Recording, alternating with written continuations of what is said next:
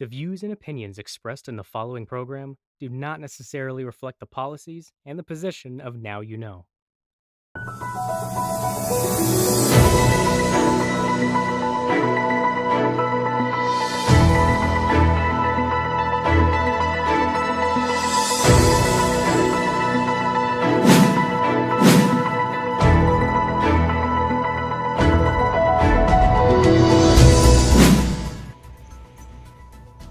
Good evening and welcome to Viewpoint. Together with experts and newsmakers, we make sense of the week's biggest issues and stories. I'm Barnaby Lo. In tonight's conversation,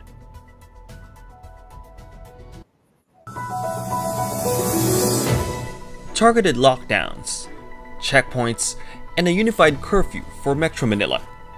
The country's economic center is experiencing another COVID-19 surge, and experts say this could be the worst since the pandemic began in March last year. The OCTA research group, whose predictions of the country's COVID-19 numbers have for the most part been accurate, warns that if the current trend continues, the Philippines could be seeing 10,000 cases a day by the end of the month, half of those in the national capital region. The government has tightened borders, but has so far rejected a total lockdown. Former Health Secretary Esperanza Cabral has described the government's pandemic response as being 10 steps back from square one.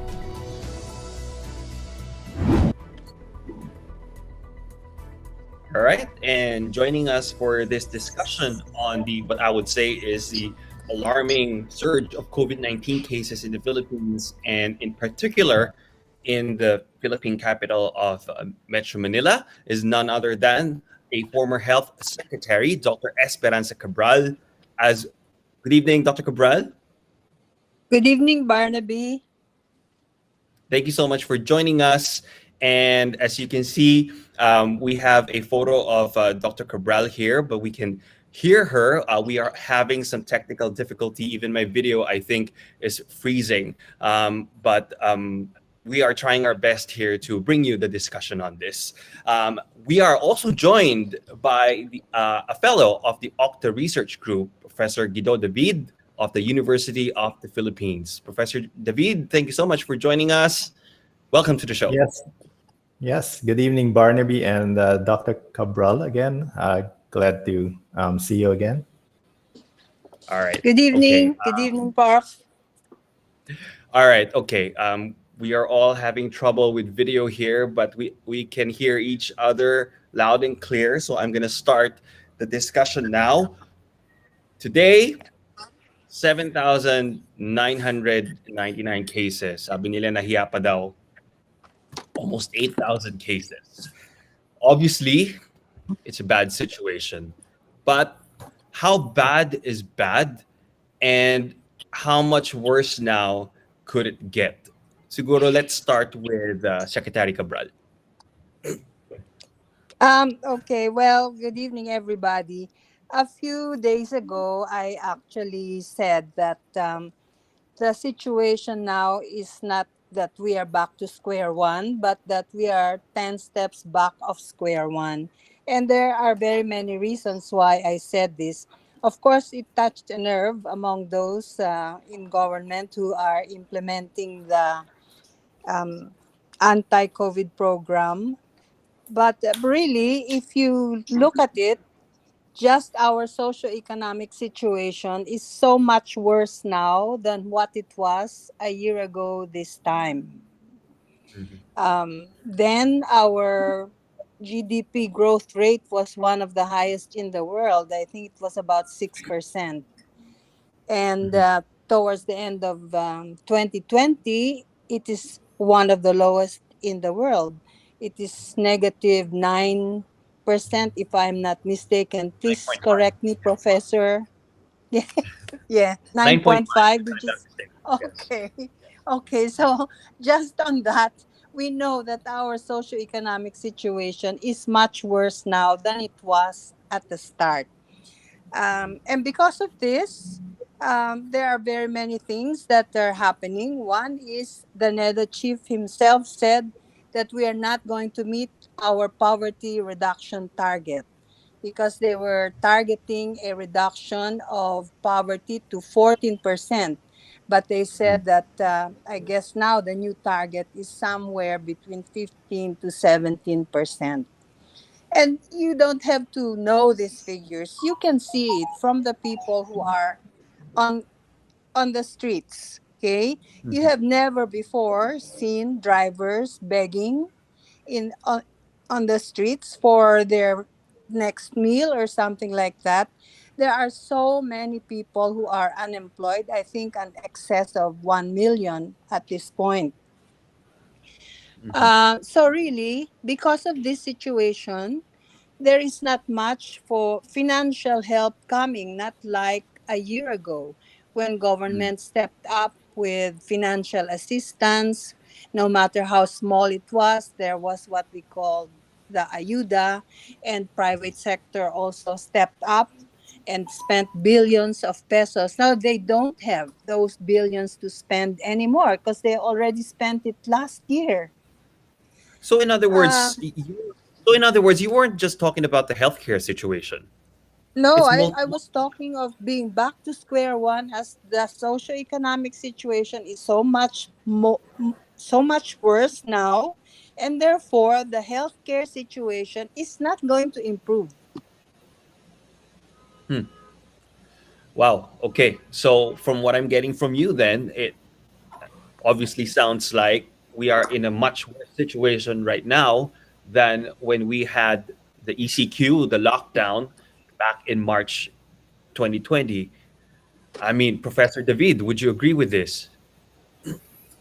Well, obviously, Secretary Cabral is a much more courageous person than me.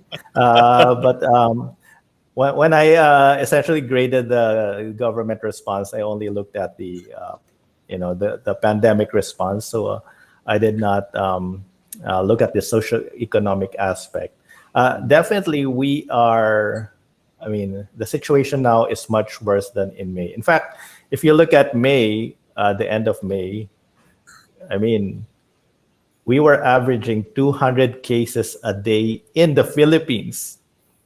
200 cases a day. And at that time, we thought it was high. And now we have 8,000. And just to compare, for example, back in August, we already have beaten their numbers. And even the hospital occupancy, we're almost at the same rate. Yeah, yesterday, we had 4,041 hospital beds occupied. Last August, nasa 4,091. So we're more or less in the same situation. We have expanded capacity, we have expanded testing, we have improved contact tracing. Pero at this level, mahihirapan na rin contact tracing natin. Our testing is already strained because our positivity rates nasa 14 to 15% already. So that's already a very high positivity rate. So Ilan ba this dapat ang is positive rate, Professor? less than 5%. In fact, we were at 4% from around October or November to February. So we were doing good, during that Wow. time from November to February. Pero now 15% positivity rate in NCR, and many hospitals are not admitting patients anymore. Pagod na yung mga frontliners, mga doctors and nurses. Anecdotally, we hear that some patients, COVID patients, they cannot get admitted to hospitals. They've tried several hospitals. I mean, the data says we still have hospital beds available, pero the doctors we talk to are saying, where are these hospital beds? So Well, I mean, I can attest to that. I have family who are doctors and wala na, hindi nila alam kung saan nila hindi nila i-refer. alam. Yeah, I Sila. mean, Yeah. and this is a problem. This is, let's face it, the first step is always recognizing that there is a problem. We cannot sugarcoat this anymore. This is a public health crisis that's happening right now, and this must be addressed. I mean, I know we're implementing measures, localized lockdowns, but at this rate, the momentum of the pandemic is very strong. Ibig sabihin, there is a strong upward trend. It's very difficult to slow this down. Ulitin nga natin yung numbers, Professor Guido. I know you had a press conference yesterday, and if I'm not mistaken, you had said 10,000 cases by the end of March. That's obviously still the case? Yes, it may exceed that. Pero sige, for now, let's hold that an projection. So 10,000 cases in the Philippines by end of March, 6,000 at least of those from NCR. That would be a record, obviously, for NCR, because even now, before nung MECQ natin, July 28 to August 3, we were averaging just 1,800 cases per day sa NCR. Yesterday, we had 3,700, more than double that in NCR alone. Today, probably a higher number I haven't seen sa NCR. Wow. Secretary Cabral, you were a Department of Health Secretary. Kaya ba ng healthcare system natin? If we have 6,000 cases just in Metro Manila alone a day, won't our healthcare system collapse? Well, kakayanin, kailangan kayanin, hindi pwedeng hindi kayanin, di ba? So we really need to ramp up our efforts, get all the healthcare workers we can get to help. I think that is one of the problems that we are encountering now. Early on last year, we already said that aside from protecting the current health system, the healthcare capacity, we should be improving and escalating the healthcare capacity of the country. Unfortunately, that did not happen to any significant extent. So, whatever healthcare capacity we had this time last year is still the same healthcare capacity that we have now. So, we are straining the system to a point where it is not, even if we continue to provide care, the kind of care that we are going to be providing will be of less quality than before, and certainly less quality than we should be expecting. So obviously you don't agree with Yusek Vega saying that we are now in a better position to face this crisis than last year. You're more in agreement, I would assume, with doctors and nurses saying that, okay, of course we can add beds to all these hospitals, but where will you get the people The who will nurses. care Where who will will you care get for the these patients? nurses? Yes. Yeah. Yes, that's correct. We have improved in many ways. Okay, for example, we know how to treat COVID-19 much better these days than we did last March and or April last year. We know which drugs can be depended upon to work somewhat because they don't work perfectly, and Yes, those Dr. are Cabral. the things that we are and those are the things that we are doing at present. But the number of ventilators that we have has not increased dramatically, and that is very important towards the end stage of treating a very severe case of COVID-19. That is what we need to use. I saw a figure that we are using up 80% of our ventilators in NCR already. They're in use. So there's not much Wow. that is out there that can be used by other people who are going to need them. And this thing saying that we're much better off, they had this one command center even before.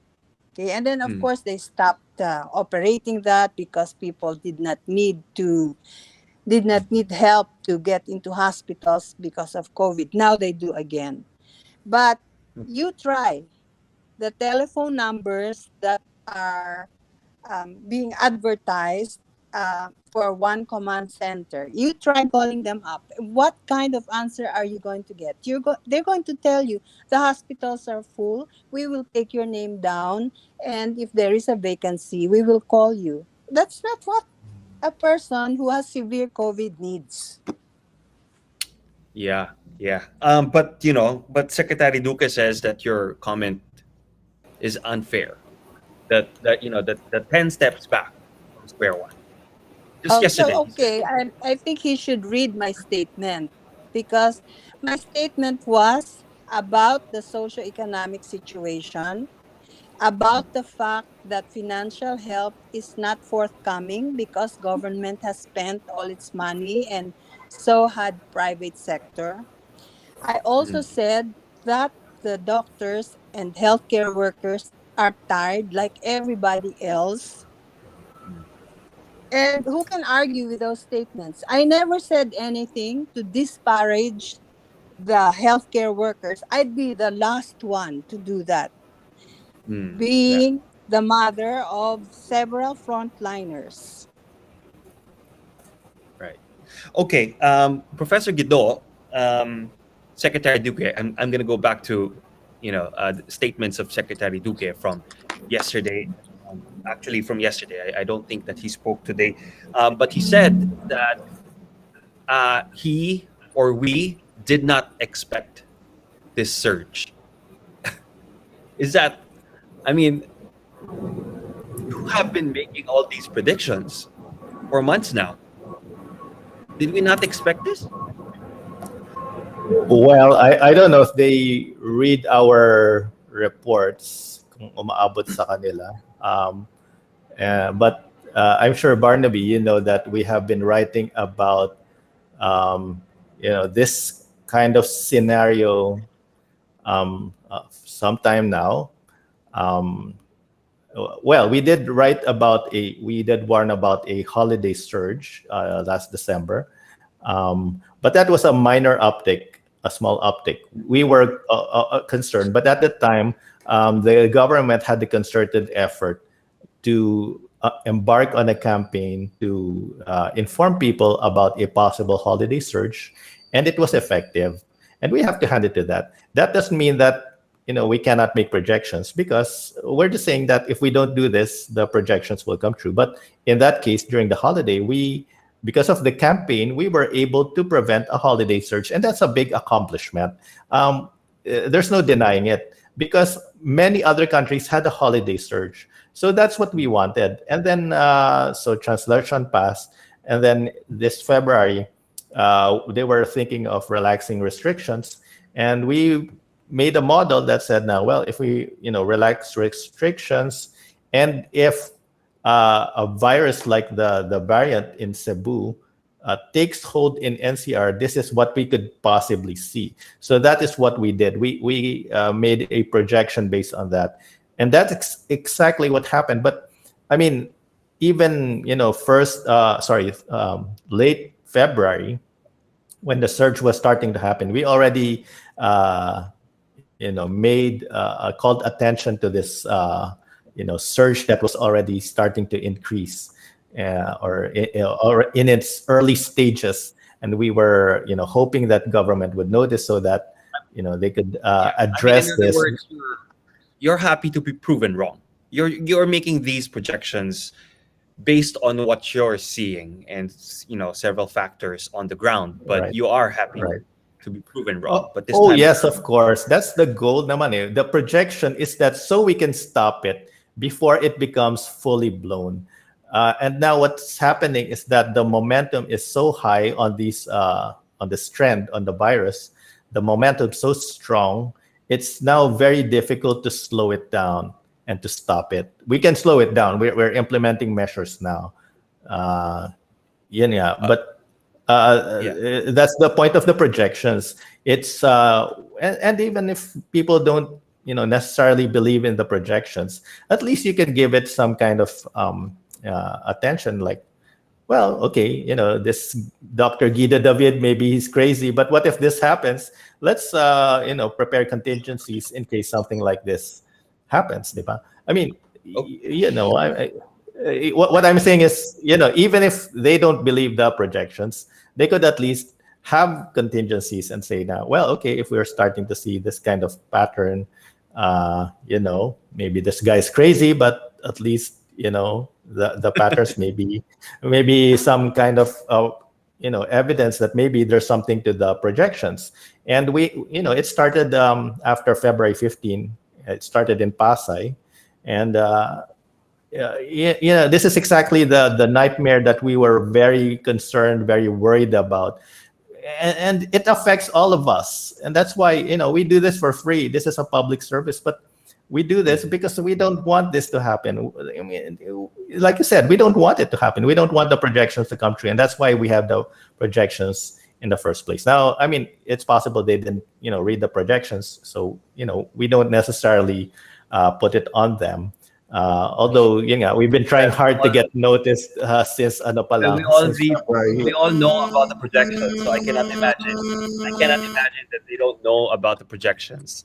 But Dr. Cabral, Professor David mentioned the interventions that the government has embarked on. So, for instance, a unified curfew for the entire Metro Manila, and we now have quarantine passes back in many of the barangays, and we have targeted lockdowns, and we have checkpoints, and and now we have tighter border controls.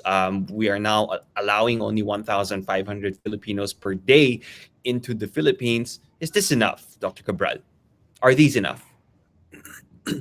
Well, all of those things help. I don't know what's going to be enough because, as Professor David said, this momentum is hard to stop.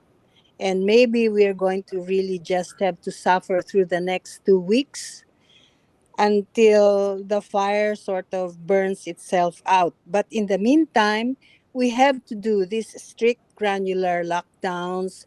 We need to tell people that they should practice the health standards that are being told to them time and again. They should wear their masks correctly and consistently. They should distance physically. They should stay home if it is possible not to leave the house in the next 2 weeks or so. Just stay home. Suffer So through the fire everything for the is, next 2 weeks. yeah, So, yeah. kumbaga, you're saying wala na tayong magagawa for the next 2 weeks. This is, the momentum is the momentum. It's we're gonna No, see the numbers. I did not say na wala na tayong magagawa. Ang sabi ko, Okay, gagawin natin lahat yung ginagawa natin ngayon. okay.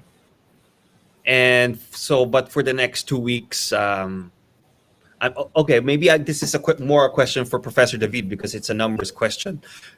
So, for the next 2 weeks, Professor David, do you think that it's inevitable that we will see the numbers go up, or do you think that the interventions that we are doing right now will work to make those numbers go down even just a little bit, and your prediction of 10,000 may not happen? Yes. Actually, Dr. Cabral understands. Um, uh, it's about and I'll give you an example so that we can put it in perspective. Last August, when we implemented MECQ, our reproduction number was, let's say, around 1.4. That was on August 3. And from August 3, the cases still increased, even though we already were under MECQ. And people were saying MECQ is not working because the cases are still going up. It doesn't mean it's not working. It means that it's working. It's slowing down. The reproduction numbers decreasing. But because of yung sinasabi nating momentum, it still went up for 27 days before it finally started decreasing. So we were able to start flattening the curve. In this case, where what we mean by flattening the curve is the R went down below 1. So it became a downward trend. So cases started going down. So that's when you reverse the trend. So that was after 1 month. And the trend was actually slower then. But even granted that, we could say that the best case scenario is maybe 1 month before we even reverse the trend. So ano itong 1 month na to, it will be a period of slowing down the trend, which means the reproduction number, which is right now nasa 1.95, much higher compared to last year. It will Meaning start. per infection, you infect two people almost, Yes, right? yes, it's almost two. Yeah, you can think of it as two. Yes. So it means that from two, it will start decreasing with the measures, with the interventions. But it will take a while. It will not decrease to one in 1 week. So what Dr. Cabral is echoing is, what I'm echoing, the statement of Dr. Cabral is, na the momentum is there. The next 2 weeks will be almost. I mean, it's almost in. It's essentially inevitable. Just the final numbers, whether it will reach this range or that range. But definitely, we are gonna. I mean, this 8,000 is just the start of these record-breaking numbers, and that's the unfortunate truth in this. We are probably going to get 10,000 cases per day by before the end of the month. And it could still go higher than that. That's not even, that's not even the limit.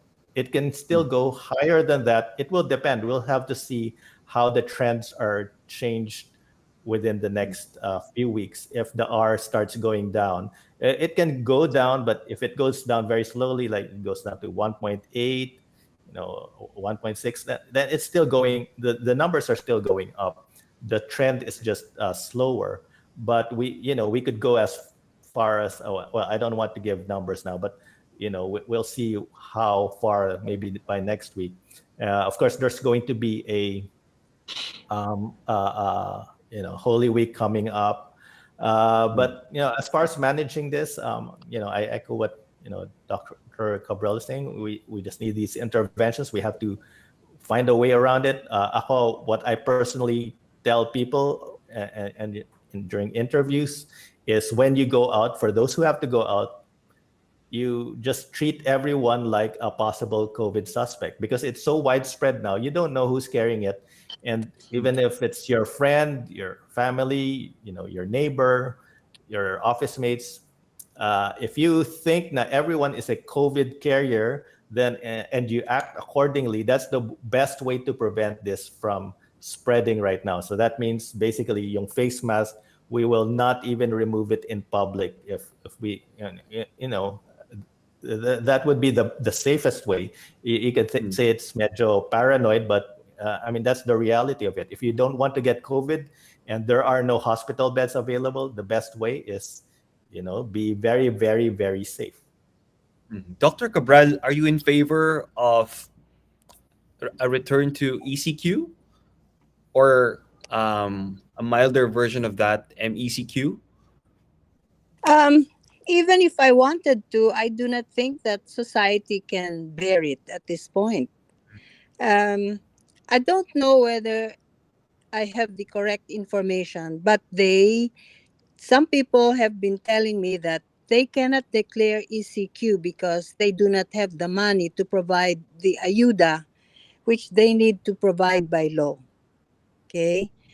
Okay. So in the same breath, if the socioeconomic situation is so desperate, and we make it even more desperate by locking people in their homes and preventing them from going to their jobs and getting some kind of income, I don't know which is going to be worse. So I would go with really strict granular lockdowns along with the strict implementation of all of the other things that we need to do.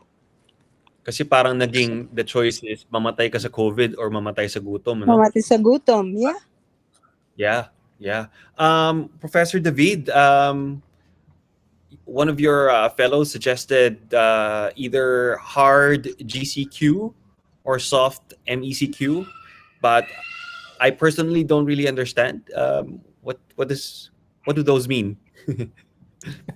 Actually, you're not the only one. Maraming confused regarding those. What we But meant by hard, yeah, sorry. What we meant by hard GCQ is a return to the GCQ that we had last September, which was a stricter form of GCQ. And we have to admit, yung GCQ natin has already mutated parang yung virus. Eh. I mean, because the September GCQ was relaxed at some levels nung October and nung November until now. And just before this pandemic surge, we had the loosest GCQ. We were not in MGCQ, pero some people were even saying we're almost in MGCQ anyway. So what we meant was to move back to that September GCQ when we had maybe 30% capacity in establishments, in public transportation, social distancing was maintained because these are important for preventing transmission. And if the reality is we cannot go to a lockdown, and we have to So, I still mean, is allow that what's workers. happening now? Is that what's happening now? Well, I think that's what's happening now is that they're trying to solve this by, not going back to lockdown, but I think they call this the circuit breaker. So Yeah. and it's similar to the hard GCQ. So yes, we can limit capacity, increase social distancing, and then yung compliance with face mask and face shield, implement them more strictly so that somehow man reduce yung transmissions. And maybe that's the best we can hope for under the circumstances. Okay, I'm gonna backtrack a little bit, and I want to ask Dr. Cabral, what you think about why we are where we are right now? Why are we experiencing this surge right now? Because the WHO says one reason is vaccine optimism, and there are experts who also say it's because of the new variants. And then, of course, there are some officials who have been blaming the public for non-compliance. So, I mean, I want to hear your thoughts about this. Oh, I think that there is not just one reason for the surge, and in all likelihood, those things all contribute to this particular surge. It is correct Mm. that people are hopeful. Because the vaccine seems to be um, at the doorstep, even though it has not entered the house yet. And maybe this is one reason why they are more lax with the way they practice these minimum health standards. And certainly the new variants are also contributory. If not that much at present, they say only 10% or so, it will probably contribute to it more in the coming days. The other is people are tired, as you said. And because over the last few months, when not very many people were being heard of as having caught COVID, maybe, as you said, people started to become complacent. If you look at the streets, you can see all the traffic there is almost the same as it was before. Mhm. People walking on the streets, they're using their masks as chin straps, and they're Mm. using their face shields as headgear. So they're not using these things correctly and consistently. Mhm. And some of Okay. them may be too poor to afford really getting correct masks and face shields too. So this is a multifactorial thing. I do not think it is one thing only. Mhm. What about on the part of the government? Ano po yung nakikita ninyong pagkukulang? Because, Healthcare Professionals Alliance, they held a press conference last week and they said, okay, yes, meron din pagkukulang yung mga tao, pero siguro tama na rin yung kakasisi lang sa mga tao because meron din daw pagkukulang on the part of the government. Um, Ako ngayon, at this point, I do not think it is important to assign blame I think what is important is to accept responsibility. There are things Mhm. that government can do much better, and they should start doing it. The So, for first example, thing that they should have prepared for something like this. We all know that one disaster is going to come. We just did not know when. Okay, so we should have prepared the healthcare system even as the cases started to go down, and the ventilator use started to go down. You cannot say I did not expect this. You have to expect. You have to make sure that when the next disaster comes, you are more ready for it than you were before. There has been mm, such chronic underinvestment in our healthcare system. It's time to do something about it now. When are we going mhm. to do it? Are we going Pero, to limp from yeah. one disaster, healthcare disaster to another until kingdom come? Mhm, mhm. Pero saan po exactly yung kulang? Is it the mass testing? Is it the contact tracing? Is it the is it slow vaccination rollout? Where is it? Kulang lahat yan.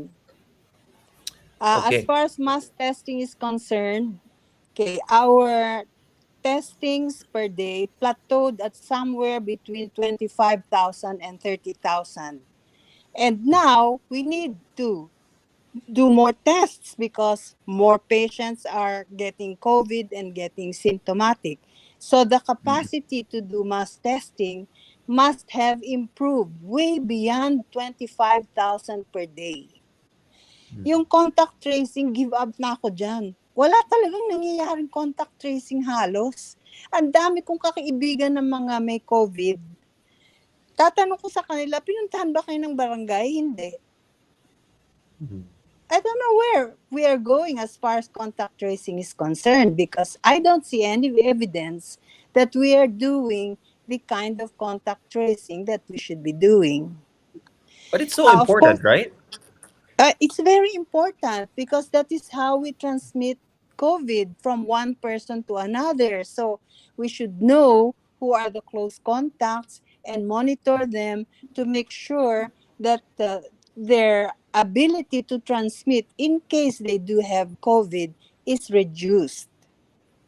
Yeah.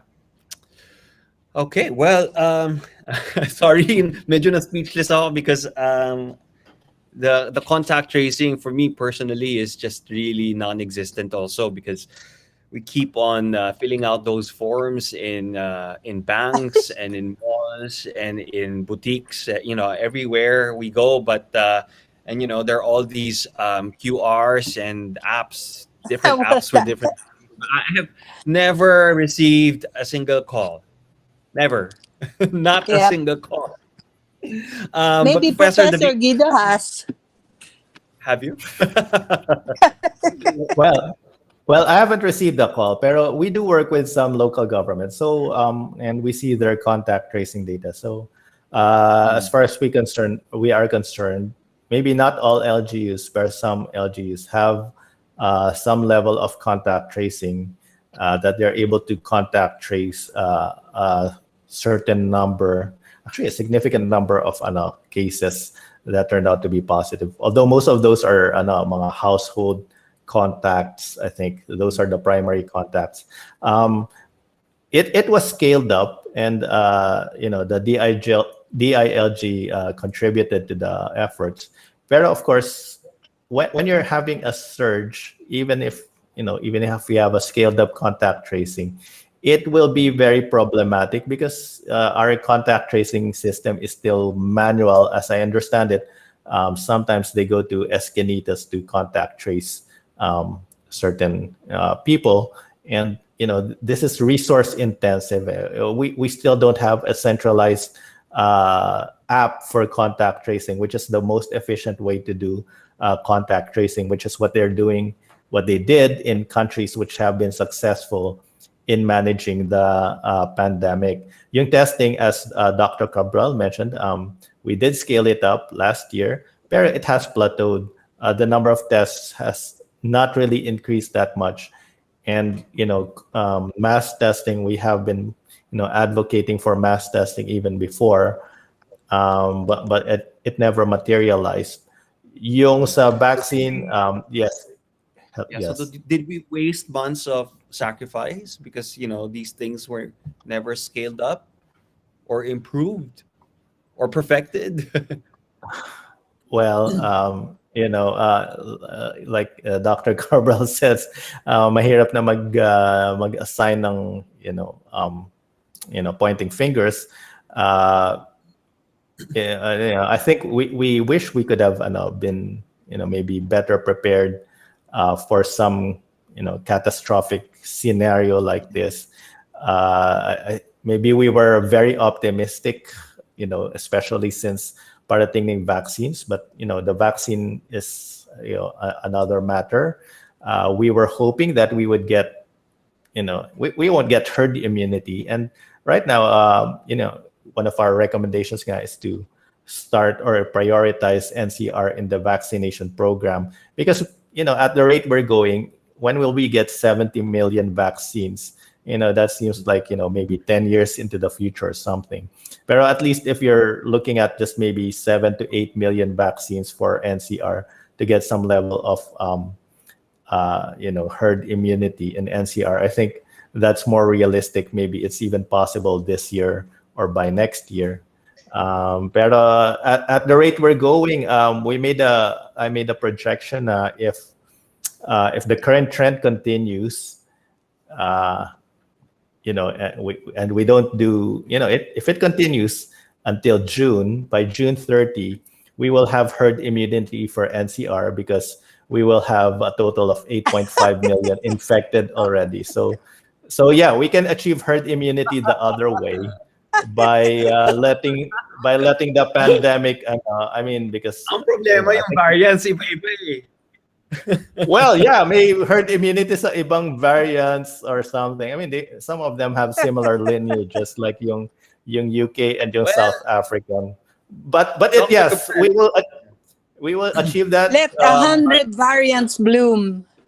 Yes, yes, but yeah, actually, it will produce more variants. It will sprout more Yeah. variants if we have that level of cases. That would probably be a world record if we get 8.5 million total cases in NCR alone, and it will come at a great cost then, because that will result in at least 170,000 deaths in I don't Oh even NCR. want my to start God. imagining that.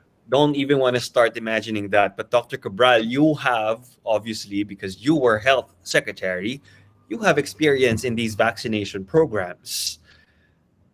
I But mean, nothing to this are you extent.